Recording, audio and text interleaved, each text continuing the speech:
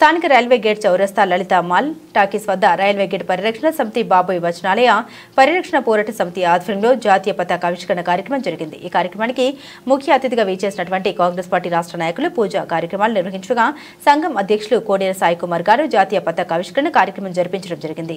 కోనేరు సాయి కుమార్ రాంభూపాల్ గారు మాట్లాడుతూ మనకు స్వాతంత్ర్యం వచ్చి 7 దశాబ్దాలు దాటినా డాక్టర్ బిఆర్ అంబేద్కర్ రాసిన రాజ్యాంగం ప్రపంచంలో మరెక్కడా అమలు కావడం లేదని, మన రాజ్యాంగ స్ఫూర్తి విదేశాలకు మార్గదర్శకం స్ఫూర్తి కావాలని ఈ గణతంత్ర దినోత్సవాన్ని పురస్కరించుకుని రాష్ట్ర ముఖ్యమంత్రి యనమల రేవంత్ రెడ్డి గారి ఆధ్వర్యంలోని కాంగ్రెస్ పార్టీ ప్రభుత్వం ఈ రోజు నుండి ఇల్లు లేని నిరుపేద ప్రజలకు ఇళ్ల స్థలాలు అదేవిధంగా ఇళ్ల నిర్మాణానికి ఇందిరమ్మ ఇండ్ల పథకం కింద 5 లక్షల రూపాయలతో పథకాన్ని ప్రారంభించడం జరుగుతుందన్నారు। దేశ కీర్తి కిరీటాలని ప్రపంచానికి చాటి విధంగా మనం ముందుకు సాగాలని చెప్పేసి ఈ సందర్భంగా కోరుకుంటున్నాం।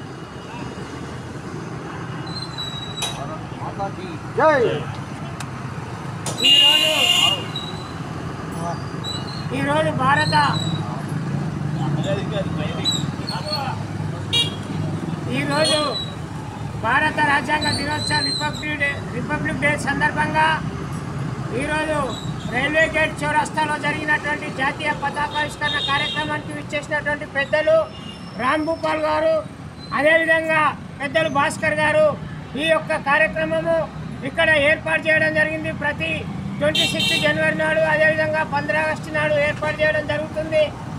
ఇన్నేళ్ల మన రాజ్యాంగము ఈ దేశంలో పేదరికాన్ని నిర్మూలించడానికి, ఈ దేశంలో నిరుపేదల్ని కోటీశ్వరులను చేయడానికి, ఈ దేశంలో ఉన్నటువంటి పేద రెక్కాడగాని దొక్కాడన్నటువంటి ప్రజల్ని బాగు చేయడానికి అనేక సంస్కరణలు తీసుకొస్తున్నాము। అందులో భాగంగానే డాక్టర్ బిఆర్ అంబేద్కర్ రచించినటువంటి రాజ్యాంగం ఈరోజు అమలైనటువంటి రోజు। మనం భారత రాజ్యాంగాన్ని లిఖితపూర్వకంగా ప్రపంచ దేశంలోనే ఏ దేశంలో లేని విధంగా ప్రజాస్వామ్యబద్ధంగా ఈ యొక్క రాజ్యాంగం ఏర్పాటు కాబడింది। ఇన్నేళ్ళైనా కూడా ఈ యొక్క 7 దశాబ్దాల తర్వాత కూడా ఈ యొక్క రాజ్యాంగము ప్రపంచంలో వర్ధిల్లుతూ ఉంది। ప్రపంచం అన్ని దేశాలు కూడా మన వైపు చూస్తూ ఉన్నాయి కాబట్టి భారత రాజ్యాంగాన్ని కొనియాడుతూ ఉన్నాయి। కాబట్టి ఈ సందర్భంగా రాష్ట్రంలో కాంగ్రెస్ పార్టీ ప్రభుత్వము రేవంత్ రెడ్డి గారి ఆధ్వర్యంలో అనేక సంస్కరణలు అమలు చేస్తూ ఉన్నది।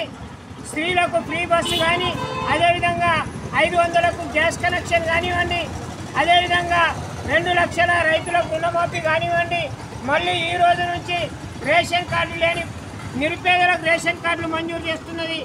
అదేవిధంగా ఈ రోజు నుంచి ఇందిరమ్మ ఇండ్లు లేనటువంటి వారికి ఇళ్ల స్థలాలు ఉన్నటువంటి వారికి ఇండ్లు కట్టుకోవడానికి ఇందిరమ్మ ఇండ్లని ప్రవేశపెడతా ఉన్నది। కాబట్టి వీటన్నిటిని కూడా ఉపయోగించుకోవాలని ఈ సందర్భంగా తెలియజేస్తున్నాను।